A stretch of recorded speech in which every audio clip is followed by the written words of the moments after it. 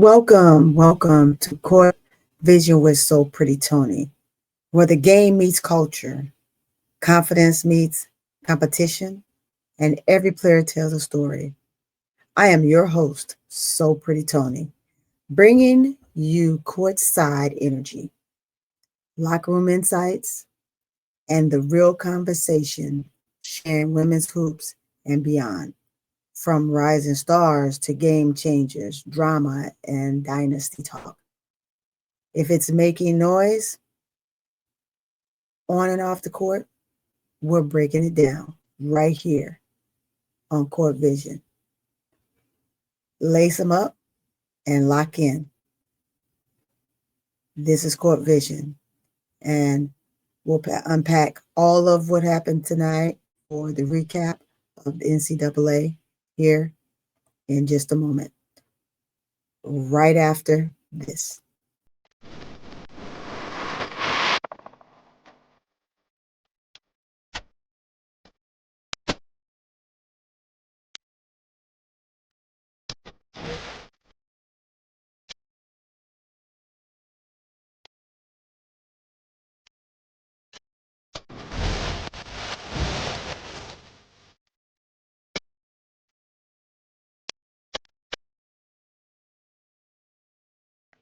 All right, guys, so we're here. So we're going to start off with the Gamecocks. I got the opportunity to sit with Sister Keisha and Bro Claude on the Players Club, and we went on over the playback, and we watched this full game and watch it unfold and watch what South Carolina looked like with some of the pieces that they added versus some of the returning players and the ones that are missing at this moment with their injuries. Of course, we had Layson that joined the team, Tanaya Layson that joined the team, and she carried the Gamecocks to a W against Grand Canyon. The score, by the way, for that game was 94-57. The opening bullets for this game.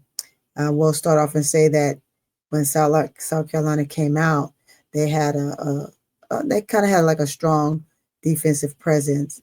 And if we know Dawn Staley, we know Dawn loves to have a defensive presence for her team at all times. So no matter who's playing, who you pick, what your number is, or how it flows, you better be ready to go. That's just the way it is as a Gamecock and as a fan as well, because the fans, they just love it no matter what. They played in South Carolina on the Gamecocks court. And again, Layston had such a huge game, 20 points in her debut. She was 7 for 10 shooting at 70%. The team performance, South Carolina shot 60% from the game and held Grand Canyon to 27%. Man, I know, and I've heard of teams coming out from smaller divisions wanting to play some of the larger division players to get themselves game ready. And I do understand that for the most part. We got to give those players their props for wanting to come in and do that. However, to only shoot 27% of the game is definitely something. And then they built their lead. The Gamecocks built their lead right before halftime, and it was 60-31. 60-31. Can't beat that for as the Gamecocks coming out and having such a dominating factor immediately and impacting the game right away, and did not give Canyon an opportunity to think twice on what they wanted to do or tried to run sets. They just looked like ducks in the water at that point. And why does this matter? As a strong season opener for South Carolina, being one of the top ranked teams as number 2, you have to showcase well, regardless of who you're playing, whether it's a team that's going to fight you to the end or a team that's going to just I don't want to say that Canyon folded, but Canyon just, they wasn't ready. They wasn't ready, guys. I don't understand that, but this is what we want. This is women's hoops, and the top seeds need to fare well within their season openers, and therefore brought it around because, hey, there were some upsets tonight. And we'll get into a little bit of that, but not too much. But I specifically came to talk about the Gamecocks because the Gamecocks is the game that I watched in its entirety. I saw a couple of other games. I saw Florida versus I believe North Florida, and that was another blowout game. I believe Florida Gators is where Shaquille O'Neal's daughter plays. I didn't get a chance to really see the full game other than just the highlights on my dual screen on my TV. When you go into ESPN, you can watch up to multiple 4 games at a time.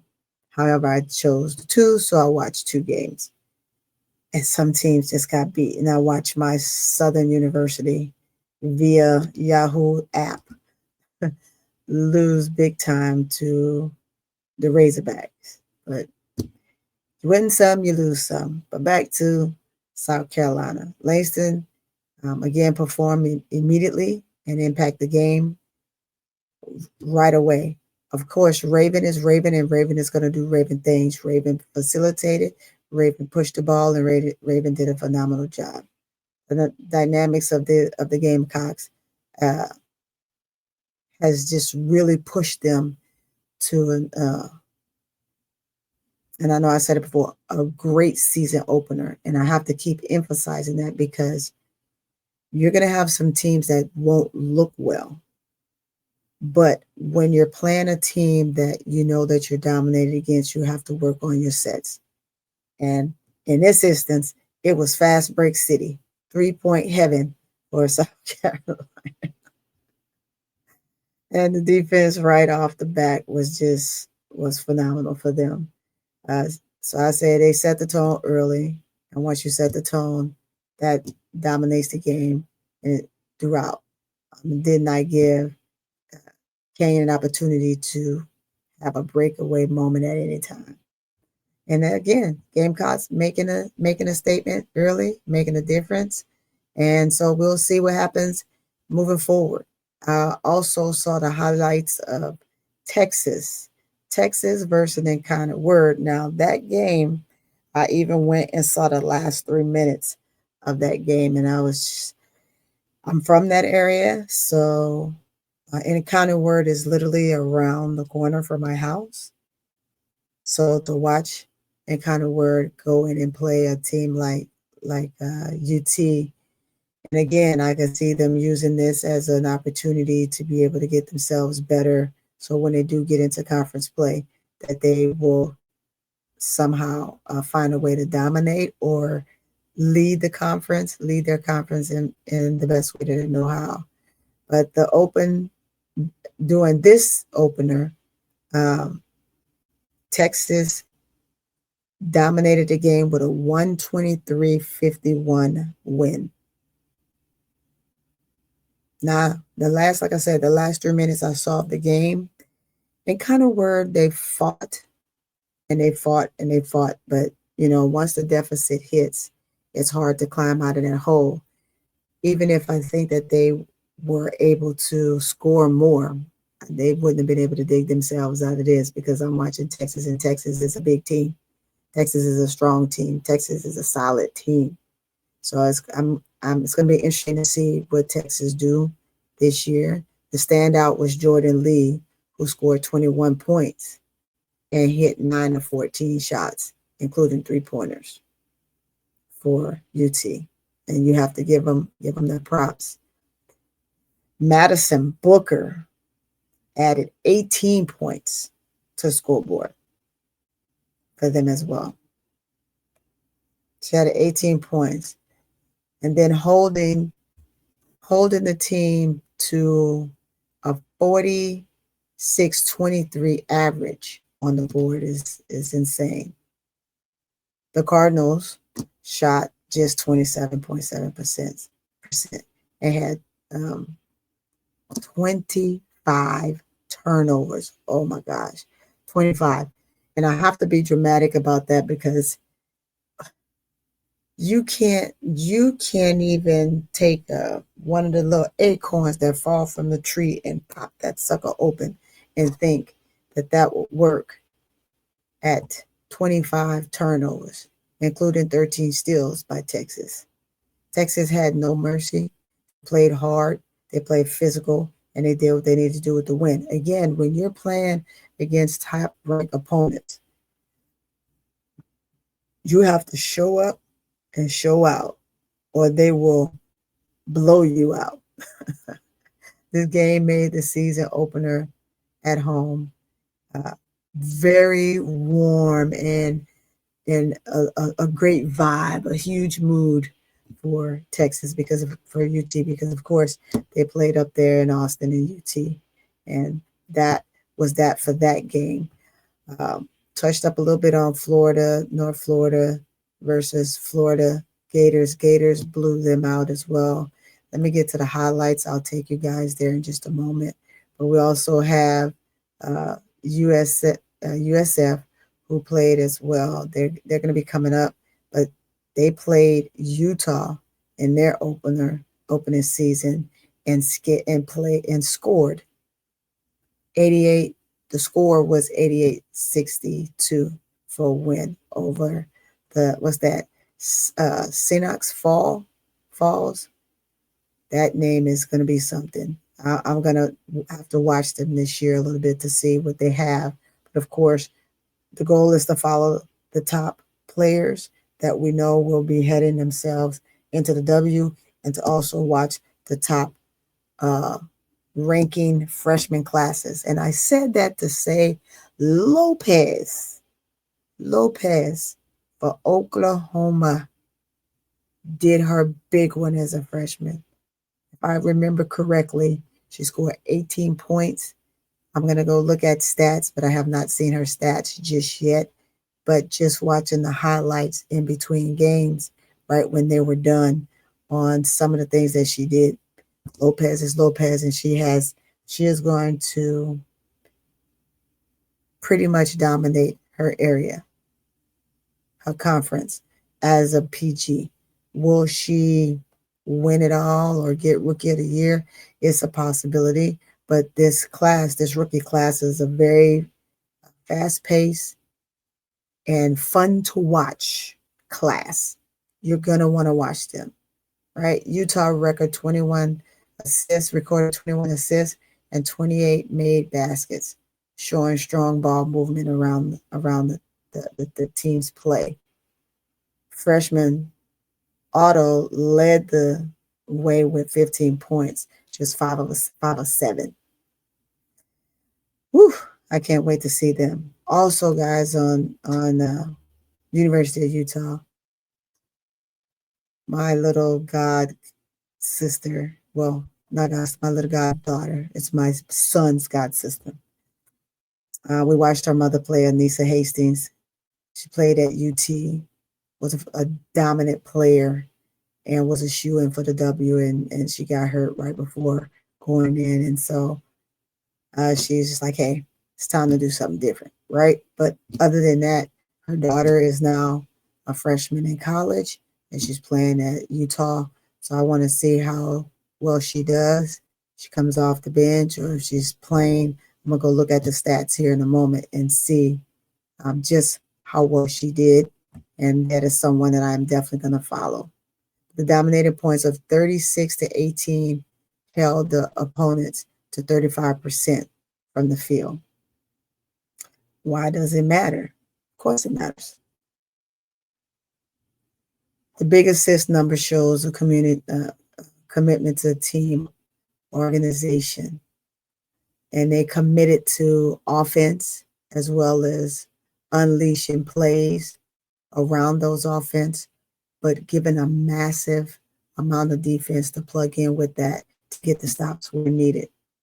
Freshmen making a big impact indicates good depth and potential for the season ahead. It's a good start for Utah. They're 1-0. Gives the momentum going towards their conference, and then building the confidence amongst them and the players, and also building that cohesion. That cohesion is going to be extremely important coming down the stretch with some of the teams that they have to play. Who else can we depict before I go to the scoreboard? But I tell you what, let's just hit the scoreboard. Why not? Let's grace the stage with the scoreboard here and see where we are.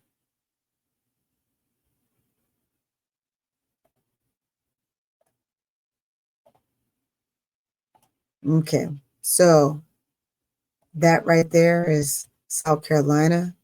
And let's give some box scores.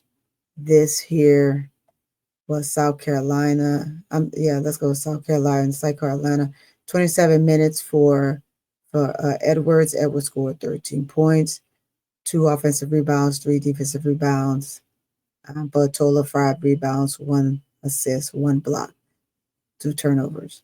You have Octa, Maddie, played 17 minutes, 12 points for a total of 4 rebounds, because all 4 of her rebounds were defensive rebounds. Johnson, which is Tessa Johnson, 33 minutes, 19 points. Johnson, 33 minutes, 19 points, 1 offensive, 4 defensive, so for a total of 5 rebounds, 3 assists, 1 steal, 1 block, 1 turnover. Sanaa Laston, 28 minutes, 20 points, 1 rebound, defensive and offensive. 1 defensive, no offensive, for 1 rebound, 4 assists, 1 steal, 2 turnovers. And Raven Johnson, 26 minutes, 11 points, a total of 8 rebounds, all defensive, 7 assists, 3 steals, 1 turnover. What did you get from the bench? You have Tack had 2 points. Maker had 5 points. McDowell had 9 points. And McDonald had 3 points. And no need to go into the rest of their stats. We can go on up to Grand Canyon. Grand Canyon had Jeffries, 33 minutes, 11 points. Griffiths, 5 minutes, 0 points. Josie had 18 minutes, 6 points. Mann had 23 minutes for 15 points. And we have Lamandela, 19 minutes, 2 points. Going into the bench players, you have Mo, who was 17 minutes for 1 point.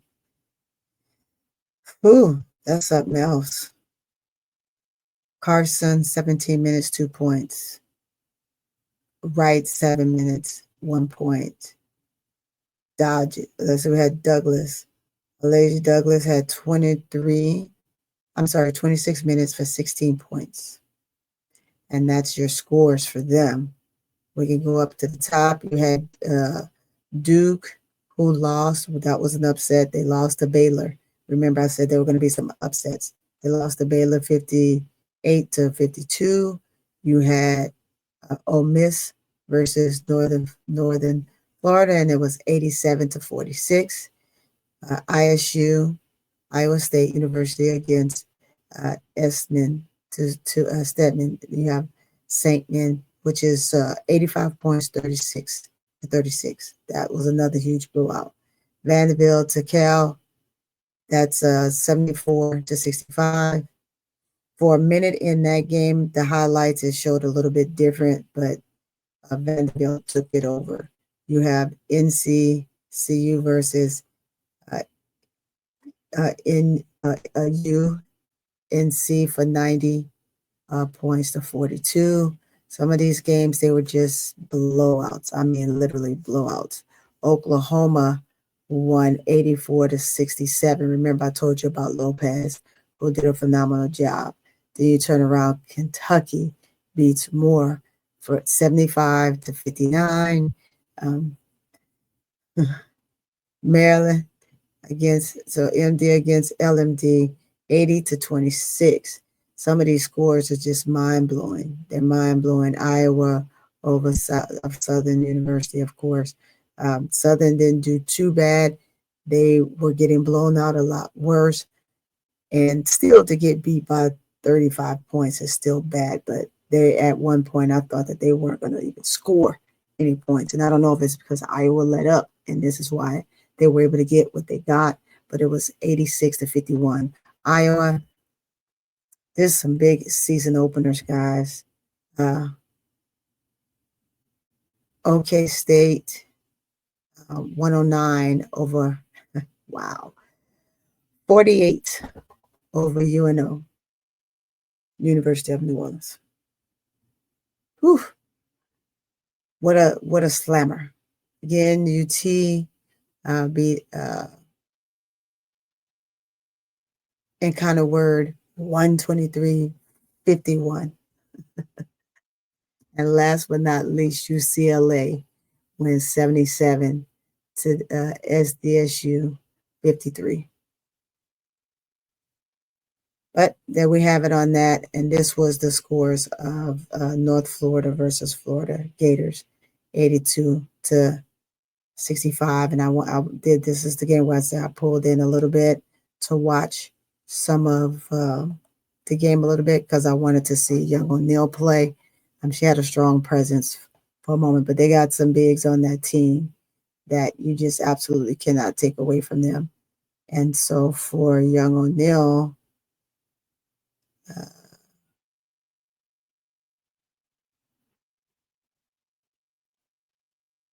where is she? I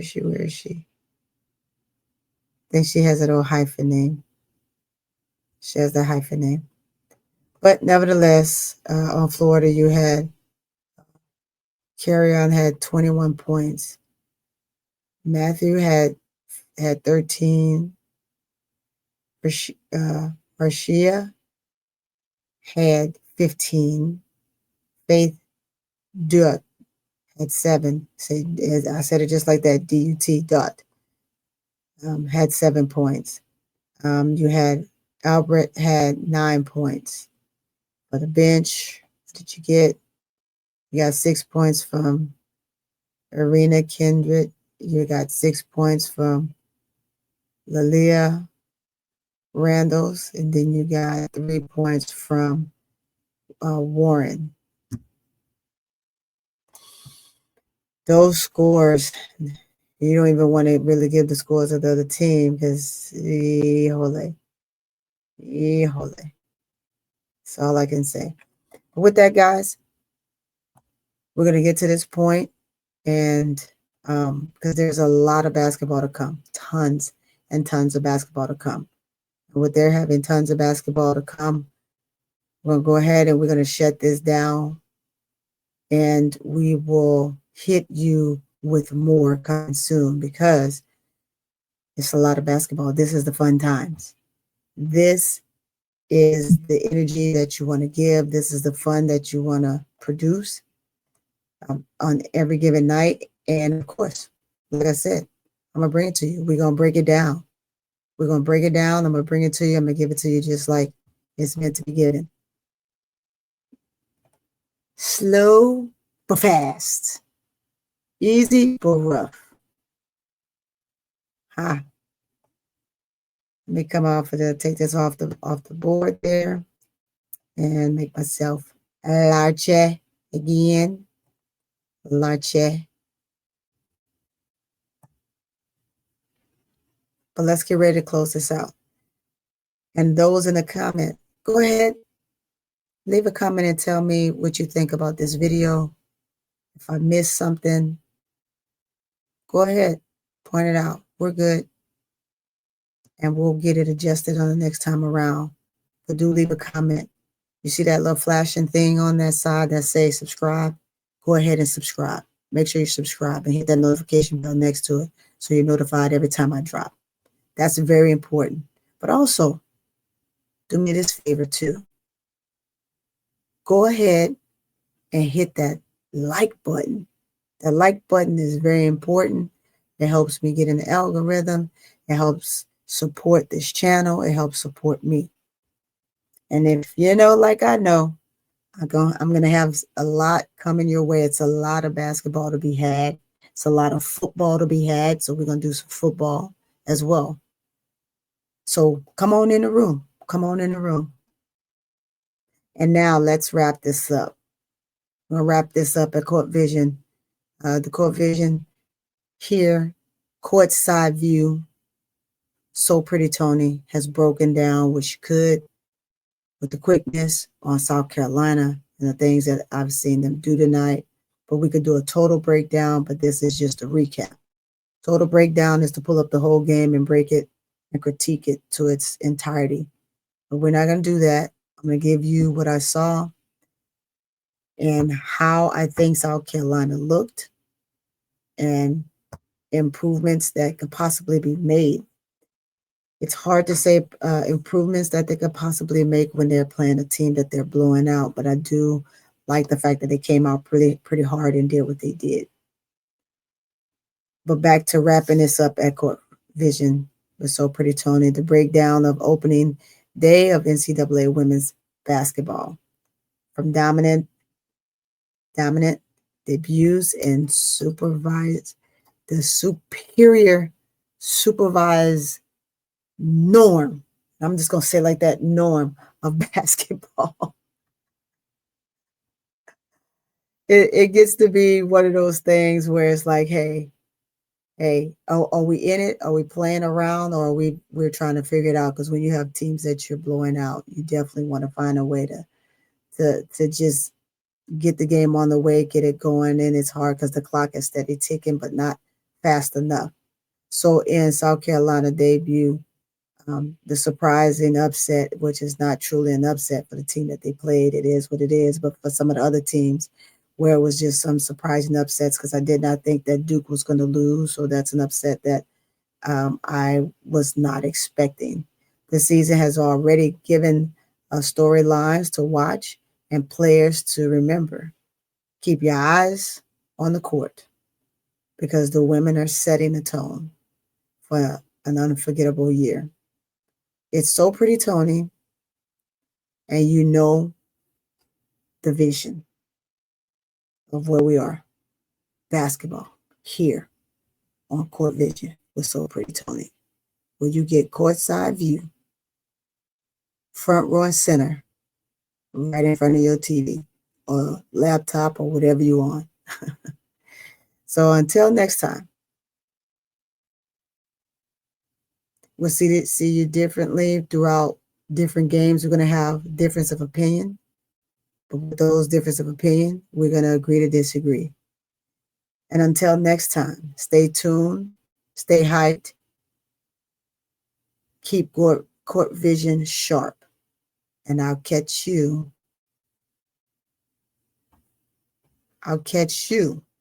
You right there. You right there on that big tube. I will catch you on the next rebound. And with that, I bid you adieu.